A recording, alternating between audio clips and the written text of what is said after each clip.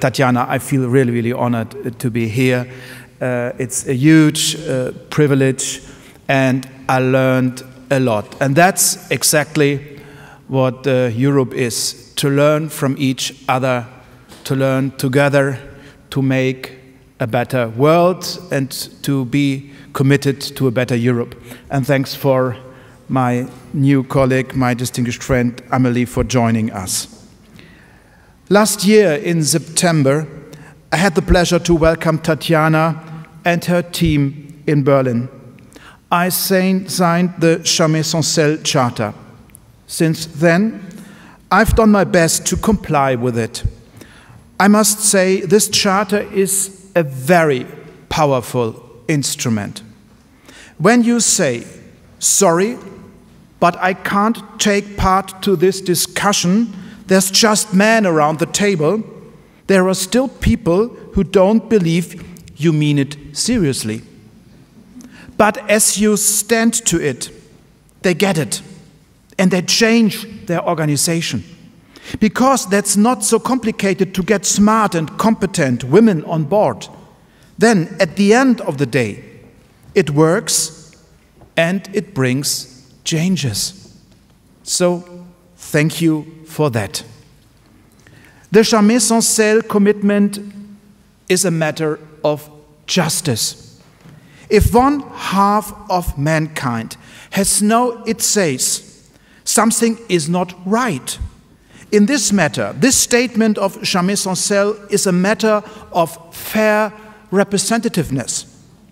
As you put it, dear Tatjana, that's a matter of humanism. And here I'd like to make something clear, because I know many men who see such initiatives as targeting them, excluding them. JamaisSansElles is not against men. JamaisSansElles is for men with women. It's not about exclusion, it's about inclusion. The whole idea is about getting together and working better together. Indeed, that's not only a matter of principle. Having women on board, promoting shared governance is also for the sake of efficiency.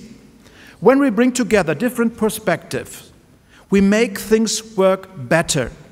When we take into consideration all the perspectives, all the implications of an issue, the decisions that come out are better, fairer, and more sustainable. It's a very special concern to me to make Europe and politics in general more colorful, more diverse, and yes, more feminine.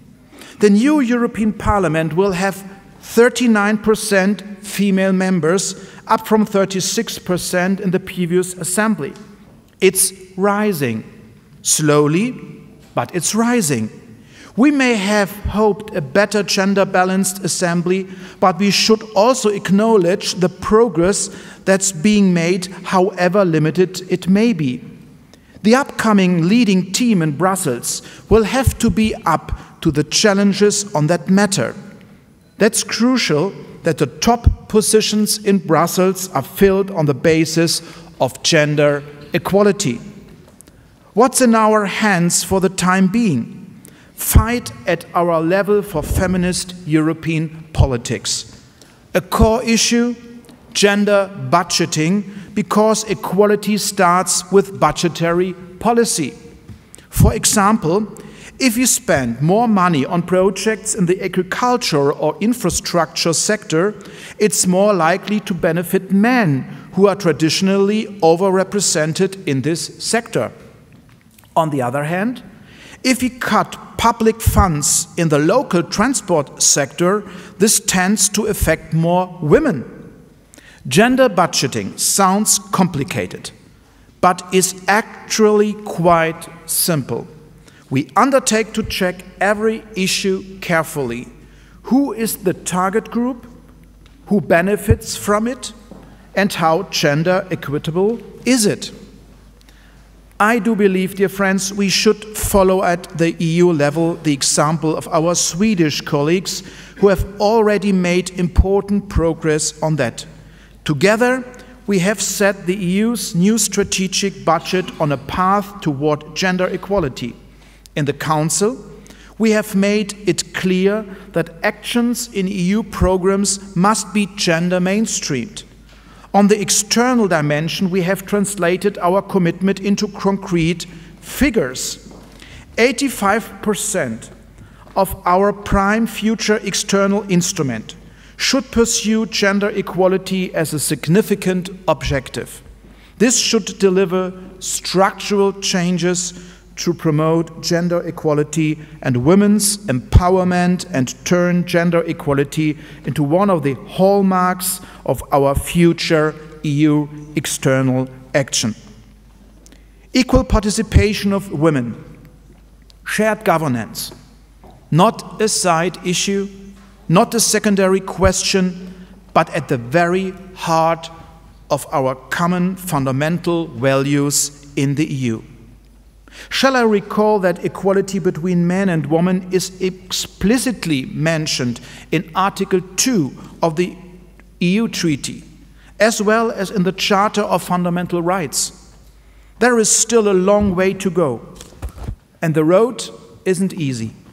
It's particularly worrying that some politicians, some heads of states and governments in Europe and in the world challenge nowadays the progress that has been made over the past decades in the field of women's rights and participation.